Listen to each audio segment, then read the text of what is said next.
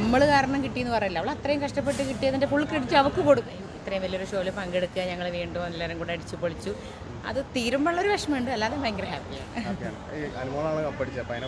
സന്തോഷം. അനുമോളിനെ കപ്പടിക്കണം എന്നാണല്ലോ എല്ലാവരും ആഗ്രഹിച്ചത്. ഇല്ല, അങ്ങനെയല്ല. നമുക്ക് അതൊക്കെ ഈ പറയല്ലോ എല്ലാവർക്കും, വോട്ടിങ്ങും കാര്യങ്ങളും എല്ലാം കൊണ്ടും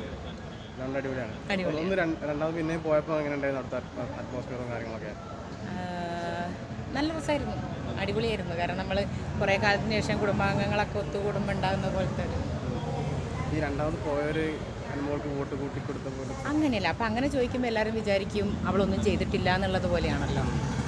നമ്മൾ കാരണം കിട്ടിയെന്ന് പറയില്ല. അവൾ അത്രയും കഷ്ടപ്പെട്ട് കിട്ടിയതിൻ്റെ ഫുൾ ക്രെഡിറ്റ് അവൾക്ക് കൊടുക്കും, വെറുതെ ഞങ്ങൾക്ക് തരില്ലേ. അല്ല, അങ്ങനെ പറയും. അപ്പോൾ അത് ചിലപ്പോൾ അപ്പോൾ അങ്ങനെയാണെങ്കിൽ 95 ദിവസവും അനീഷേട്ടൻ ചെയ്തതാരും കണ്ടില്ലേ, അല്ലെ ഷാനവാസ്, അക്ബർ, നെവിൻ. അപ്പോൾ ഈ ഒരൊറ്റ ആഴ്ചത്തെ വോട്ട് കാരണം എന്ന് പറയുമ്പോൾ അത് അവർക്കല്ലേ മോശം. അപ്പോൾ അതുകൊണ്ട് അങ്ങനെ പറയേണ്ട ആവശ്യമില്ല എന്ന് എനിക്ക് തോന്നുന്നത്.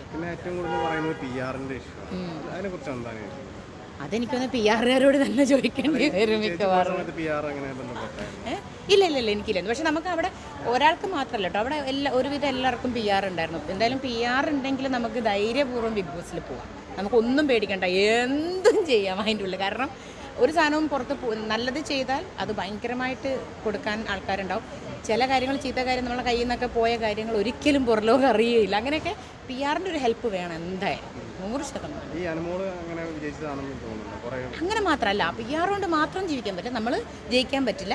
കുറച്ച് അതിൻ്റെ എന്താ പറയുക, അവിടെ ഒരുപാട് പെർഫോമൻസും കൂടെ ചെയ്യണം. പിന്നെന്താ,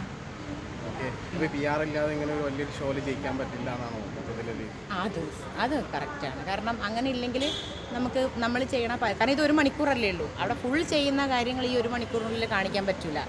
അപ്പോൾ അത് കട്ട് ചെയ്തിടണമെങ്കിലും കാര്യങ്ങളൊക്കെ ചെയ്യണമെങ്കിൽ PR തന്നെ വേണം. PR എന്നല്ല, നമുക്കൊരു ടീം തന്നെ വേണം അത് ചെയ്യണേ. അതായത് ജനങ്ങളാണല്ലോ ഇപ്പോൾ ജയിപ്പിച്ചത് അല്ലേ. ഇപ്പോൾ നമ്മൾ അതിൻ്റെ ഉള്ളിലുള്ള ആൾക്കാർ അതൊന്നുമല്ല.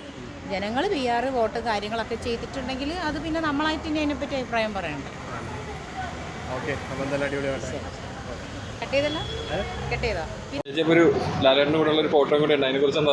അയ്യോ, ഒരുപാട് സന്തോഷം. കാരണം എന്താ വെച്ചാൽ ഇങ്ങനെ ഒരു ഫോട്ടോ, അതും ബിഗ് ബോസിൻ്റെ എംബ്ലം കൂടെ ഉള്ള ഒരു ഫോട്ടോ കിട്ടുക, അല്ലെങ്കിൽ ഹൃദയപൂർവ്വം മോഹൻലാൽ, ഇത് ഞങ്ങൾക്ക് മാത്രമല്ല 25 പേർക്കും ഈ ഒരു ഫോട്ടോ കിട്ടി.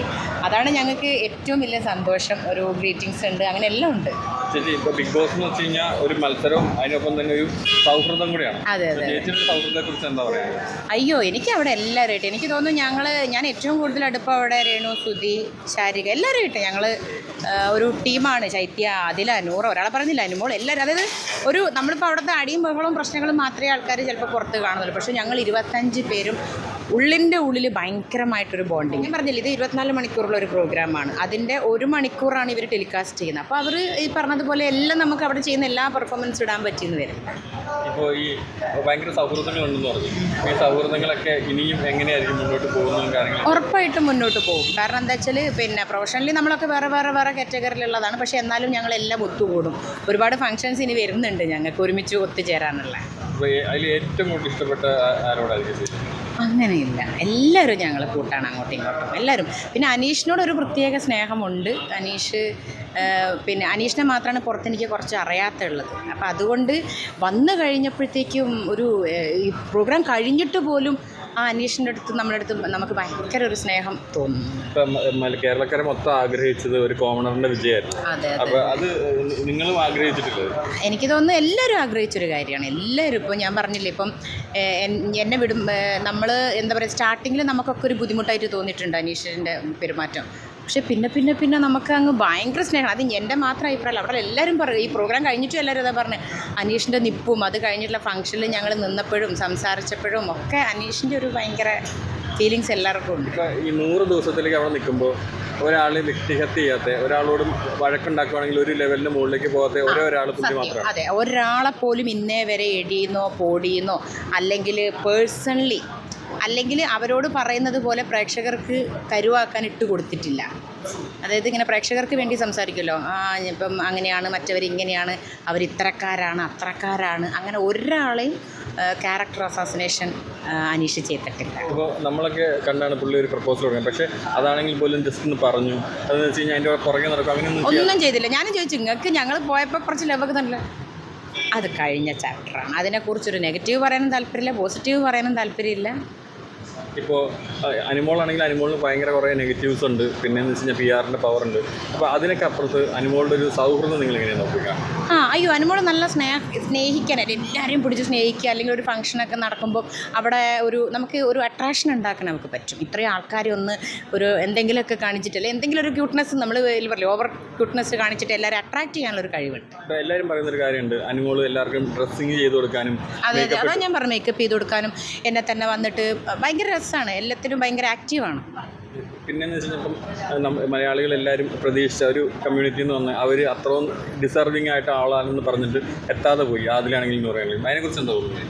നൂറ എനിക്ക് തോന്നുന്നു, കാരണം ടിക്കറ്റ് ഫിനാലേക്ക് ഒരു പെണ്ണ് നിന്നിട്ട് ഇത്രയും ഗെയിം ജയിക്കുക എന്ന് പറയണത് ചെറിയ കാര്യമൊന്നുമില്ല. കാരണം ഞങ്ങൾ പണ്ടേ പറയൂ ഇവിടുത്തെ ഗെയിം എന്തായാലും ആണുങ്ങളായിരിക്കും ജയിക്കുക, ശക്തി കൊണ്ട് അല്ലെങ്കിൽ ഭയങ്കര പവർ കൈയൊക്കെ കുറേ നേരം വെച്ചു. പക്ഷെ അത് നൂറ ജയിച്ചപ്പോൾ ഭയങ്കര സന്തോഷമുള്ളൊരു കാര്യം തന്നെയായിരുന്നു. നമ്മൾ ഏറ്റവും കൂടുതൽ നമുക്കാണെങ്കിലും വിഷമം തോന്നി. ഇപ്പം ശൈത്യ അവിടെ പോയി ഭയങ്കര ഒരു പ്രഷർ കുക്കറിൻ്റെ മുകളിൽ ഇരിക്കുന്ന പോലെ നമുക്ക് തോന്നി. അപ്പോൾ ശൈത്യയ്ക്ക് മാനസികമായിട്ട് ഭയങ്കര ബുദ്ധിമുട്ടുകളുണ്ടാവാം. അപ്പോൾ അതിനൊക്കെ എന്താണ് നിങ്ങളൊരു സപ്പോർട്ട് കൊടുത്ത് എത്രത്തോളം? അവൾക്ക് സപ്പോർട്ടോ?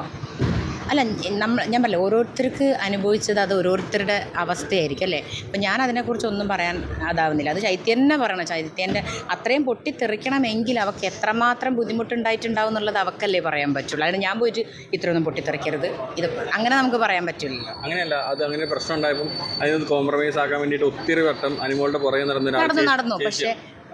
പക്ഷെ അത് ടെലികാസ്റ്റ് ചെയ്തിട്ടില്ല. പക്ഷേ കുറേ പ്രാവശ്യം കുറേ വിളിച്ചു, ഒരുപാട് തവണ വിളിച്ചു. അപ്പം അത് കോംപ്രമൈസും കൂടെ ചെയ്യാത്തത് കൊണ്ടാണ് അവൾക്കൊന്നും കൂടെ എന്തായിപ്പോയത്, അവൾ പൊട്ടിപ്പോയത്. കാരണം അത് അപ്പം തന്നെ വിളിച്ച് അത് ചെറിയൊരു കാര്യമാണെന്ന് പറഞ്ഞാൽ ചിലപ്പോൾ അത് വേണമെങ്കിൽ അവിടെ അങ്ങ് കോംപ്രമൈസ് ആവുമായിരുന്നു. ഇപ്പോൾ അതുപോലെ തന്നെയാണ് ബിൻസിക്ക് എന്ന് വെച്ച് കഴിഞ്ഞാൽ ഒരു ഹസ്ബൻഡായിട്ടുള്ളൊരു വ്യക്തി, ഒരു 2 കുട്ടികളുടെ അച്ഛനായിട്ടുള്ളൊരു വ്യക്തി, ആ വ്യക്തിയായിട്ടുള്ള റിലേഷൻഷിപ്പ് കൊണ്ടുവന്ന് പരസ്യമായിട്ട് പറയുക.